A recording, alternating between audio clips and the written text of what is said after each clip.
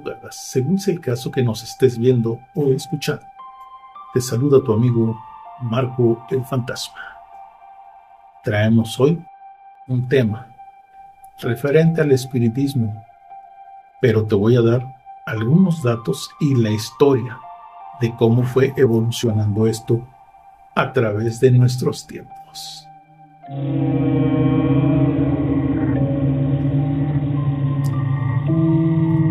¿Crees en los espíritus? Los seres humanos poseemos un alma inmortal que perdura a través de nuestra muerte y con la que los vivos se pueden comunicar. Todo puede ser. El tema de hoy, el espiritismo, es controvertido porque las creencias acerca de él son muy diversas y personales. Así que te voy a hablar del espiritismo desde el punto de vista histórico.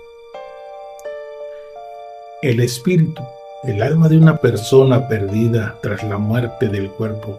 ¿Podemos comunicarnos o interactuar de algún modo con un fallecido?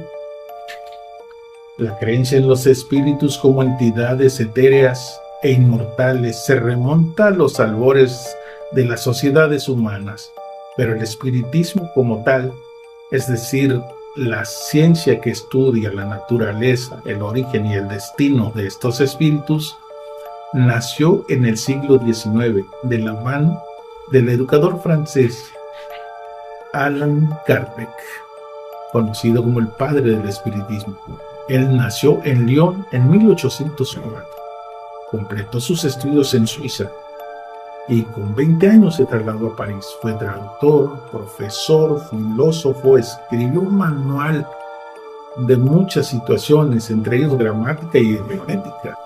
Pero en 1854, cuando tenía 50 años, él escuchó del fenómeno de las mesas parlantes o mesas giratorias, unas sesiones en las que un grupo reducido de personas se sentaban alrededor de una mesa de madera, colocaban sus manos sobre ellas y entablaban contacto con un espíritu que comunicaba sus mensajes mediante golpes o movimientos de la mesa. Otro método mediante el que los espíritus se manifestaban en aquella época era la escritura automática, en la que una persona garabateaba palabras y sin ser consciente de lo que estaba escribiendo, guiada por un espíritu. Al año siguiente, en 1855, Kardec asistió a una de esas sesiones y quedó tan impresionado que decidió estudiar más a fondo y con rigor aquellas manifestaciones. A partir de entonces, Kardec asistió a numerosas sesiones privadas. Él ya acudía con sus preguntas preparadas previamente y según él, los espíritus lograban responder de manera precisa y profunda y lógica. También leyó un montón de textos psicográficos, resultado de varias sesiones espiritistas, y aglutinó todas ellas, sus deducciones, en una obra titulada El Libro de los Espíritus. Este se convirtió en un bestseller. Por lo general, las personas siempre hemos querido creer en que la muerte física no es el final de la existencia. Pero en ese entonces la ciencia no encontraba evidencias que apoyaran esta creencia. El hecho de que una persona considerada culta, seria, escéptica y analíticamente preparada como lo era Kardec, afirmaba y escribió ese libro bajo el dictado de espíritus superiores para sentar los cimientos de una filosofía racional, resultaba algo revolucionario para ese tiempo. Kardec llamó a su doctrina espiritismo. Escribió varios libros sobre este tema, que es el espiritismo, el libro de los médiums. Él acuñó ese término para llamarse así a los intermediarios entre humanos y espíritus, médiums. El Evangelio según el espiritismo, el cielo y el infierno, y la Génesis. Vaya que sí escribía. Tuvieron mucho éxito sus obras y fundó la publicación de Comunicaciones con Espíritus. En el 58, la Sociedad Él fue presidente de la Asociación de Espiritistas hasta su muerte.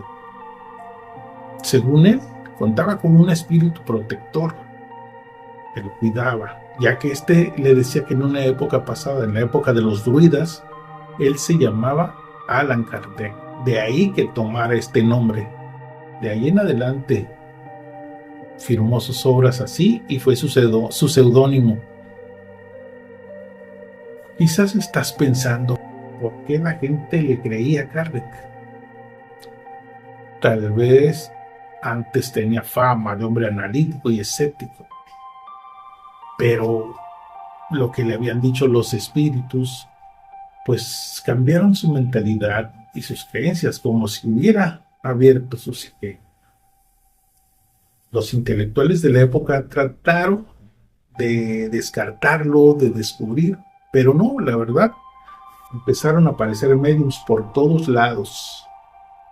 Y sobre todo, porque otros intelectuales empezaron a apoyarlo.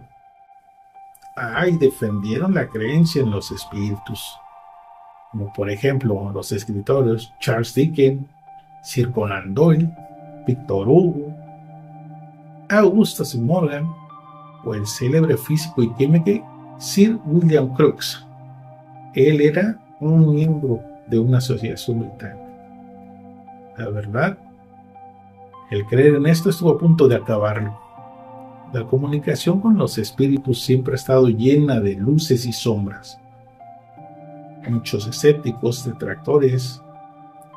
Antes de que Kardec fundara esto, había un caso bastante famoso y polémico en Estados Unidos, el de las hermanas Fox. Leah, Margaret y Kate Fox. Eran 3 hermanas de origen canadiense que en 1848 vivían a las afueras de Hydesville, un pequeño pueblo de Nueva York. Las pequeñas, Margaret, de 15 años, y Kate, de 11, vivían en una granja con sus padres. Su hermana mayor, Leah, ya treintañera, vivía no muy lejos. Tenía una hija de la edad de sus hermanas. Esta jugaba con las primas. Bien, comenzaron a escuchar voces, ruidos por las noches, golpes que parecían provocados por un espíritu que vivía con ellas ahí en su modesta casita de 2 plantas. Las 2 hermanas más pequeñas, Margaret y Kate, comenzaron a comunicarse con él y el supuesto ente respondía a sus preguntas. Lo hacían. Ellas iban nombrando las letras del alfabeto y cuando llegaban a la letra indicada, el fantasma daba un golpe. Rápidamente se extendió la noticia y la casa se convirtió en un teatro. Acudían decenas de personas para ser testigos con sus propios ojos de aquel insólito fenómeno. Al parecer, delante de otras personas, el espíritu le reveló que se llamaba Charles Brian Roseman, que era un bolero y había asesinado y enterrado en el sótano de esa casa. Nunca se corroboró esa historia, pero la fama de las hermanas Fox comenzó a crecer y su hermana mayor se convirtió en su manager. Se la llevó a Rochester, cerca de Nueva York, donde rentaron para sus sesiones un salón de actos más grande de la ciudad. Actuaron ante 400 espectadores, por lo que a 5 centavos la entrada recaudaron $100, unos 3,000 euros actuales. No está mal para una sola sesión. Actuaron ahí 3 días seguidos, comunicándose con diversos espíritus, aparte de con su bolero. Pero cuando realmente brincaron a la fama, fue cuando el director de un periódico, Horace Greeley, quien había perdido un hijo y quería hablar con él, se las llevó a Nueva York. Allí, en el Hotel Barnum, comenzaron a realizar sesiones ante un público de más de 50 personas que pagaban $1 por verlas. Casi todo el que las veía quedaba convencido de que los espíritus existían y pronto aparecieron nuevos mediums miles de creyentes. Las hermanas Fox iniciaron una gira por todo Estados Unidos y ganaron mucho dinero. No fue hasta 40 años después del inicio de los ruidos y los espíritus, cuando Margaret y Kate confesaron que los ruidos los producen a ellas mismas, haciendo chasquear las articulaciones de sus pies apoyadas junto a una superficie de madera, junto a una pata de madera, que hacía las veces de amplificador del sonido. Al parecer, todo había empezado como una broma. Querían asustar a la más pequeña, a la prima Lizzie, la hija de Lía. Se dieron cuenta de que si apoyaban sus dedos contra los pies de la cama, sus crujidos sonaban muy fuertes y aterradores. Cuando Lía supo la verdad, intentó hacer los ruidos ella misma, pero no lograba crujir nada. Ellas lo hacían muy viejas, ya no podía hacerlo. Primero fue Margaret quien confesó la verdad al New York Herald en septiembre de 1800, asegurando que todo había sido un truco. En octubre, Kate también dijo lo mismo y dijo que el espiritismo era una farsa. En octubre se mostraron en el salón lleno de público y prensa, demostraron el truco. Esta confesión acabó con la reputación de las hermanas. Un año después, al ver que se les acabó la minita de oro, la verdad, ya no ganaban dinero, dejaron de viajar. Margaret intentó retractarse, pero ya era demasiado tarde. Lo más curioso es que nada de esto afectó al movimiento. Nada. El movimiento espiritista llevaba décadas esparciéndose por todo el mundo.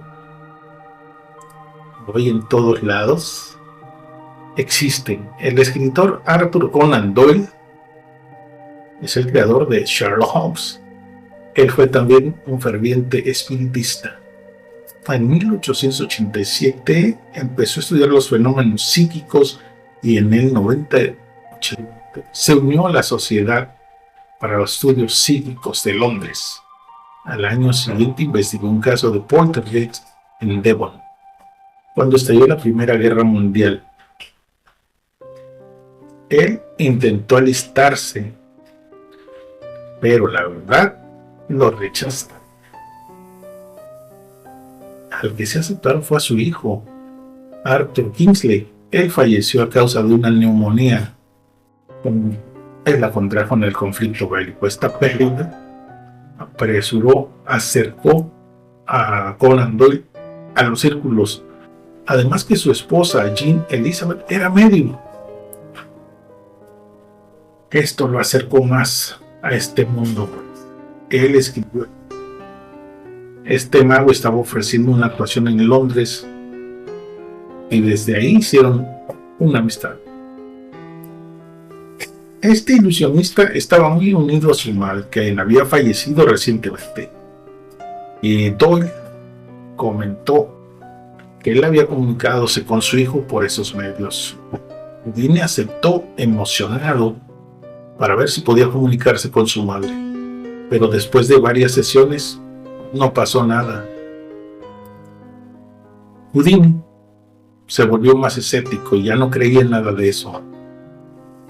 Doyle se arriesgó a que su esposa dirigiera una sesión con Houdini. Ella empezó a escribir en varias hojas de esta escritura automática. Houdini deseaba creer que esto funcionaría para comunicarse con su madre. Él empezó a leer las hojas una a una. Entendió que aquello era una carta que supuestamente su madre le había escrito.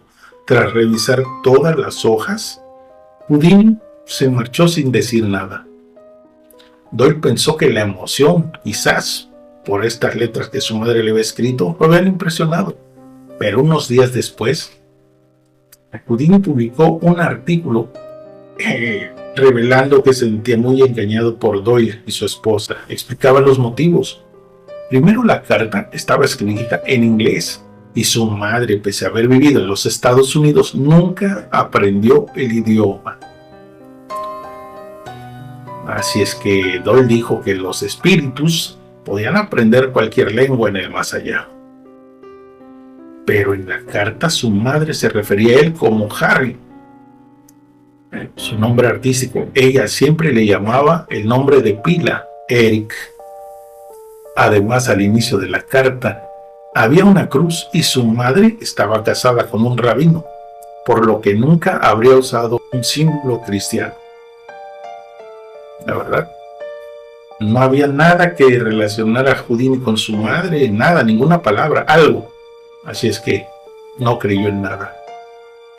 Desde entonces, Arthur Conan Doyle y Harry Houdini se lanzaron críticas públicas. El mago decidió declararle la guerra a todos los espiritistas y médiums.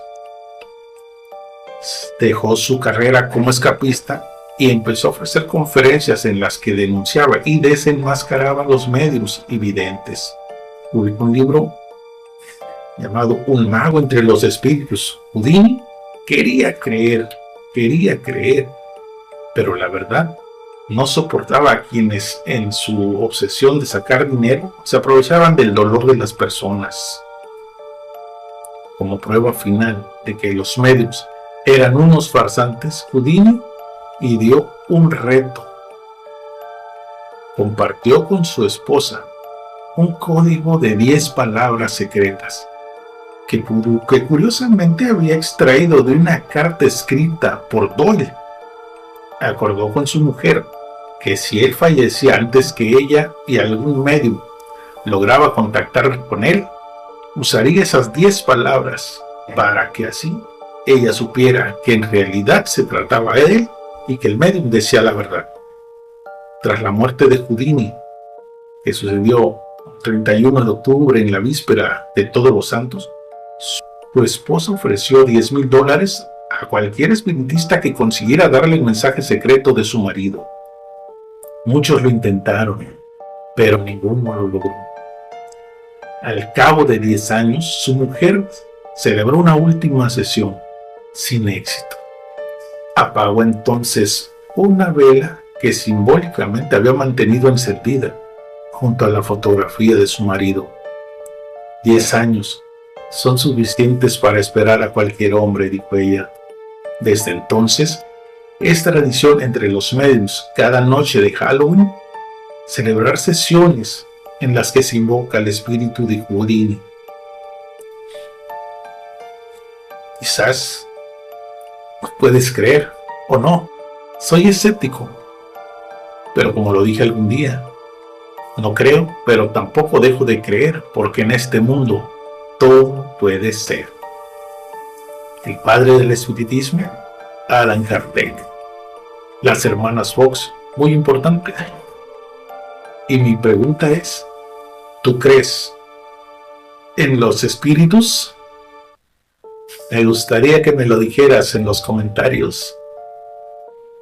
Sin más, por el momento, se despide de ti tu amigo Marco el Fantasma. Hasta la próxima. Chao.